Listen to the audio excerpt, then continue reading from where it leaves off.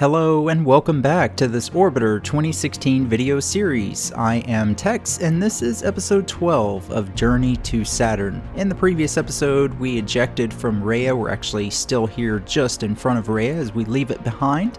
And in this episode we should have time to complete our flight over to Enceladus and probably also land on the surface. So let's go ahead and get started.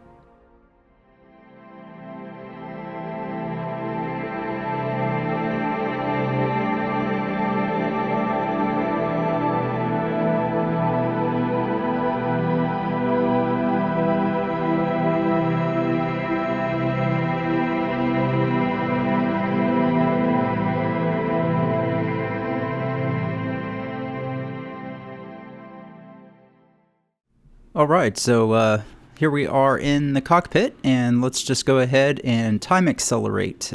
We did conduct the ejection burn. Everything went okay, all things considered, but if you'll recall from the previous episode, I did have some issues with not getting a burn vector in IMFD, and then I also sort of Buck Rogers the ejection burn as far as orienting the ship, and then we had to use a lot of extra fuel to align the plane with the plan. So hopefully if everything went okay anyways with the ejection burn, then we should only need some minor linear adjustments with our linear RCS, I should say, to keep us on course. So TransX just updated there.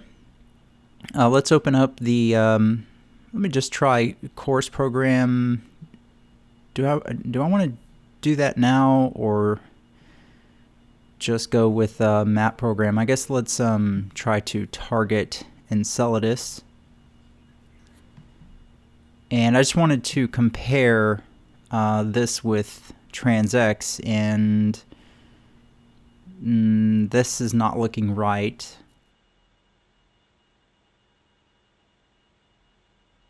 I'm thinking probably what I'm going to do is just go to the map program over here, and we'll target Enceladus. Okay, and this way we can compare TransX data to IMFD, which anyways the map program on IMFD tends to be more accurate. So we'll turn off auto zoom, display. Actually, let's leave that off. It's a little too cluttered. And then what am I looking for? I'm looking for, let's see, okay, yeah, we need to select Enceladus, there we go. And now we can see our PEA compared to, I guess our closest approach compared to TransX over on the left side.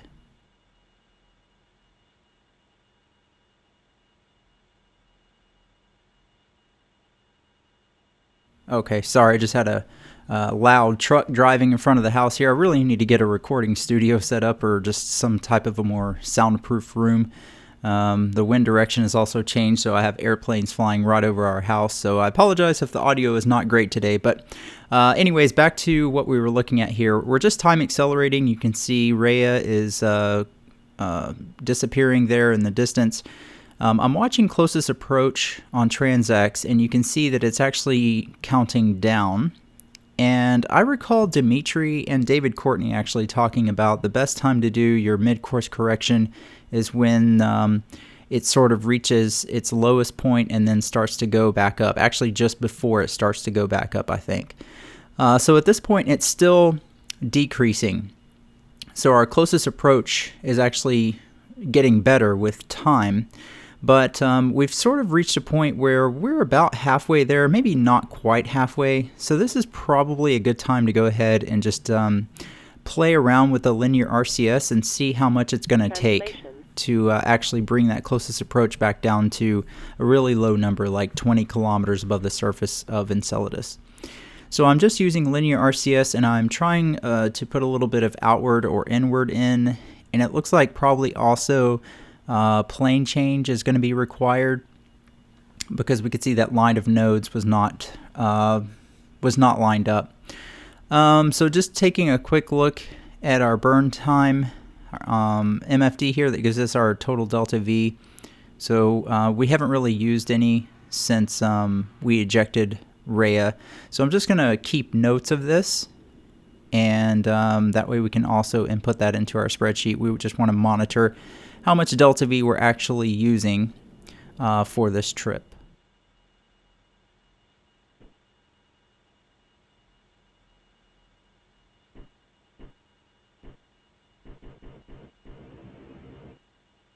All right, just grab a drink of coffee. As I'm sitting here playing with the linear RCS, you can see that the closest approach is coming down on TransX over there. But I'm also actually going to look at the periapsis by Enceladus on the map program on the right side. I'm actually going to go by that number instead because I believe that's going to be more accurate. So what we're missing it by 2,600 kilometers at the moment. So, I mean, it's close, but we need to be a lot closer than that, especially because Enceladus is so small. So I'm just, right now I'm actually using some up and down in plane change to bring that closest approach down. And you'll notice on the TransX MFD over there that the white line is sort of moving over toward the, I should say the white dash line is sort of moving a little closer to the yellow dash line. I don't know if they necessarily need to be completely overlapped, but you'll notice that the closer it's moving toward the two yellow dash lines, the closest approach is actually coming down. So the two yellow dash lines, if you don't know, one of them represents where Enceladus is going to be and where we will be at the closest approach. And because we're now under 1,000 kilometers, they're completely overlapped. So, and that white dash line is actually moving pretty much overlapped with both our position and Enceladus' position at closest approach. So I think obviously we're doing something right. We're now within 612 kilometers. I'm just going to time accelerate a little bit. Actually, you know what? Looking at IMFD map program, we're within 20 kilometers, so I was staring at TransX. So just take a note of what we have left in delta V is 58,553 meters per second. So really, we did not use that much at all. Again, it just took some linear RCS. So that means that our eject from Rhea was successful, but again, it was not the most efficient ejection that I've ever done, that's for sure. So just looking around for Enceladus, and there it is. So we're actually going to encounter Enceladus, it looks like probably on the night side of Saturn. And yeah, so we'll just time accelerate and get a little closer. I suspect we'll have to do one more minor course adjustment just to make sure that we get our periapsis where we want it. You can see that on the map program it's actually fallen underneath of the surface of Enceladus. So currently we're actually projected to crash onto the surface of Enceladus, and obviously we don't want to do that. So we're just going to get a little closer. The closer we get, the more accurate those predictions will become. And you can actually see Enceladus getting a little bit larger there.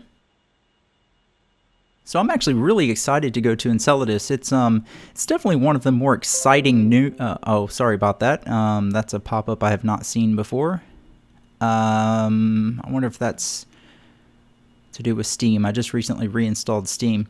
Anyways, it's one of the more exciting moons around Saturn, and it is actually quite small, but it's believed to have a liquid subsurface ocean, and it actually shoots up geysers of water that go out into space. And if I'm not mistaken, I think that water being ejected from Enceladus is contributing to one of the fainter rings around Saturn. Maybe the F ring. Don't quote me on that, but I recall reading something about that. I don't have all the facts pulled up to read to you like I did with Rhea, but in any case, it's definitely an exciting moon, and you know, maybe I'll make a short video about that as well. So my Titan documentary, though, is coming along. I was actually able to get a lot of progress done on that this weekend, which was very exciting. Sort of one of those things you have to strike while the iron's hot when you have the time. So anyway, we are quickly approaching Enceladus. I did do some minor adjustments with linear RCS. You can see our periapsis is right about 7, almost 8 kilometers above the surface, and that's fine. That's not hitting it, but nice and low. I think the issue with Enceladus is going to be that it's such a small body and it's orbiting so close to Saturn. I say so close. Obviously there's moons orbiting closer, but it's nonetheless, considering its size and how close it is to Saturn, I don't think we're actually going to technically be able to achieve a stable orbit. I may be wrong. I have never tried to orbit Enceladus, but I do know that based on its size, the G contribution on the orbit MFD is never going to be high enough for us to be out of the red. So this will be interesting. So we are approaching, periapsis is holding pretty steady, right around 8 kilometers. Relative inclination, I didn't talk about that, but on the top of the map program there is at 7.1 degrees. So that means we're coming in prograde, which is good. I guess it's not necessary, but I generally try to aim for that. So let's go to IMFD on the left side. Now, do I want to set up a maneuver here using something like the delta velocity program maybe? Or should I just go to orbital and circularize program? Let's see, if I go to delta velocity, and I'm not sure how this is going to work because Enceladus is so weak that that we're not really going to be able to. Let me just try to target Enceladus. So we have target Enceladus, source deep star, reference should be reference to Saturn. Yeah, I think I'm just going to use the circularized program. So we'll go to orbital, and that's already set up. Now I think instead of target ecliptic, we probably need to reference. I think we need to change reference to Enceladus. So this is a little bit different because normally when we use this program, we're within the dominant gravity field of a body that we're trying to orbit. In this case, I just don't think we're actually going to ever get into a dominant gravity field for Enceladus. Attention crew, we have an upcoming burn. Please ensure that all bulkhead doors in your vicinity are sealed and secure and that your seatbelt is fastened. Engineering teams, verify status with Flight Commander. Okay, well, thank you for that announcement. Yes, we do have an upcoming burn. So let's go ahead and just rotate retrograde with relation to Enceladus. Now, keeping in mind, because again, we're not really in a gravity field for Enceladus, we can't use the autopilot here. So I actually pressed the HUD button on the orbit MFD with Enceladus referenced. Now that has given me the appropriate HUD. You can see we are actually pointed retrograde now with relation to Enceladus. However, if I hit the retrograde autopilot button, it's going to point us retrograde with relation to Saturn. And you can see we're actually really close to Enceladus here, and look how low the G contribution is. It's pitiful. So fortunately, I believe the circularized program should work. So it will be able to hold us oriented retrograde for the burn. Captain, all decks are A-OK for our orbital maneuver. Flight surgeons report all crew verified.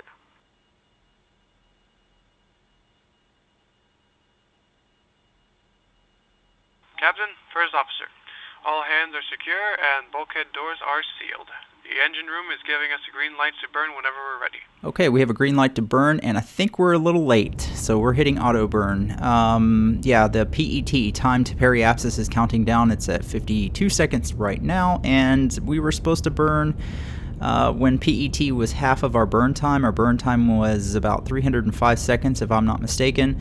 So that means we should have been burning much sooner. So it's not going to be the most efficient for sure.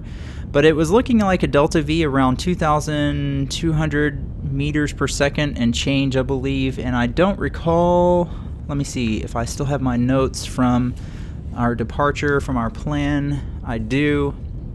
Okay, so the moon-to-moon transfer spreadsheet that Dimitri created was telling us that it should be around 2,059 meters per second. Now that was for the moon orbital insertion. Just the orbital insertion burn, not counting circularizing the orbit. So I think we're actually right on track there. 2,200 meters per second sounds about right. That covers the orbital insertion and circularizing the orbit. So that worked out pretty well. But again, it wasn't the most efficient escape from Rhea. We had to waste a lot of fuel on that plane change. So you can see we're actually bringing our orbit down. However, look at the G contribution. It's at 0.06. That's sort of insane. I'm not sure what to think about that, honestly. But it's working. Unfortunately, we did burn too late. So you can see that our periapsis is rapidly climbing. It was really low, and now it's going to be really high by the end of this burn, which is just about done.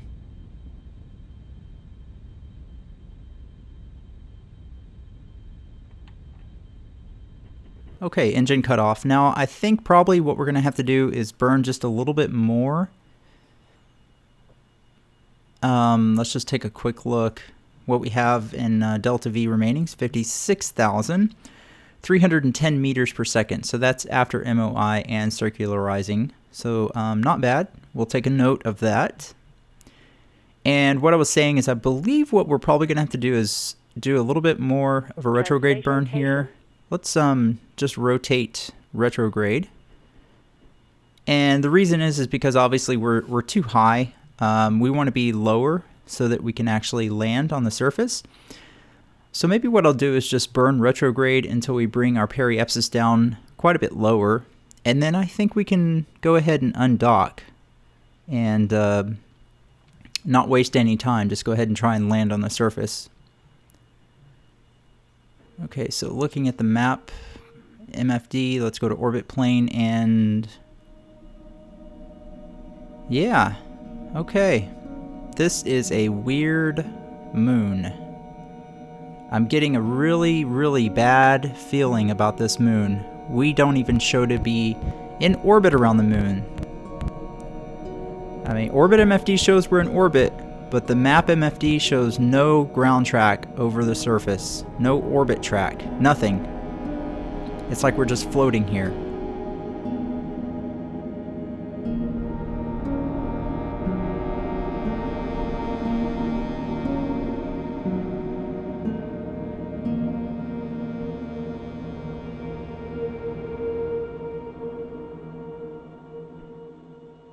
Attention all crew, we are now preparing ourselves for the planned maneuver.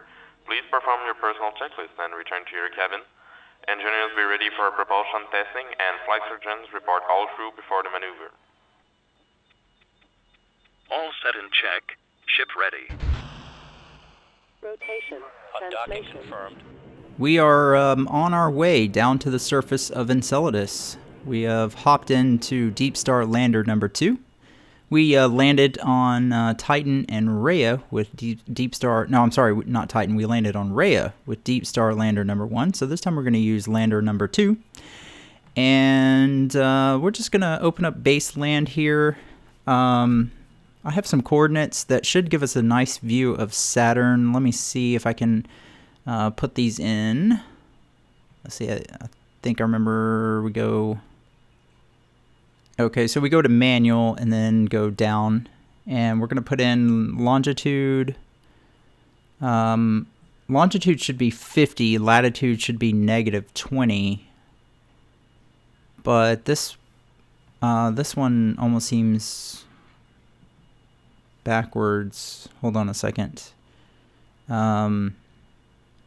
This should be 50, -20. No. Let's do it the other way around. -20 and 50. Okay, there we go. Okay, yep. That looks fine. And so we are undocked. Let's press OK. And I think probably what we need to do is go ahead and we'll just go ahead and turn on the autopilot. Okay, it's activated. Now, I wonder if it will work from this altitude. Let's go ahead and conduct a burn just to bring us down to the surface of Enceladus. So we're going to reference Enceladus since we switched vessels. Okay. And we'll just activate the hover engines. You can see our orbit is dropping down to the surface there.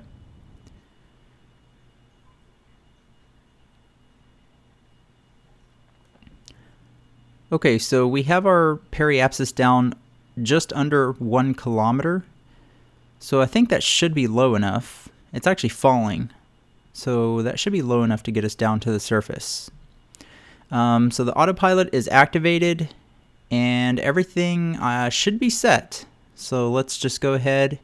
We'll time accelerate. We've got quite a ways to coast down from up here at 60 something kilometers, I think we were. Okay, we're coming down. I don't think we need to do anything else with base land. Oh. What was that? Did we just hit like an ice plume or something? Oh, what's going on? What was that? Okay, so I don't know what's going on. So we're at 10 time acceleration. Let's go to normal here. And I'm actually going to use linear RCS. It looks like we need to bring our altitude down. Our periapsis was actually climbed up. It's over 1 kilometer, so we need to bring that down so that we're actually hitting the surface so we can land. I don't know what's going on back there. Did we hit a plume of ice, water coming out? I don't know what's going on. This is definitely a weird moon. I am not getting a good feeling about this at all, guys. Okay, so the autopilot is set. Now, it should take over and land us here. So let's You are clear to land. carefully time accelerate a little bit. Maybe not too much here. Okay, so I don't like the way this is looking. We're upside down. I can see our shadow on the ground, guys, and nothing's happening here. We might have to take over manual control. I think we might have hit something. Or something has whoa, what? What was that? What's going on? Okay, we're having system failure here. I'm losing control. Nothing is happening. I'm trying to adjust. I've lost all control, guys. Oh. Here. I've lost all control. We have no attitude control. We have no linear RCS. Autopilot is not responding. We have alarms across the board, guys. Something is wrong. Something's really wrong here. I don't know what to do. Guys, we're in trouble. 400. We're in trouble.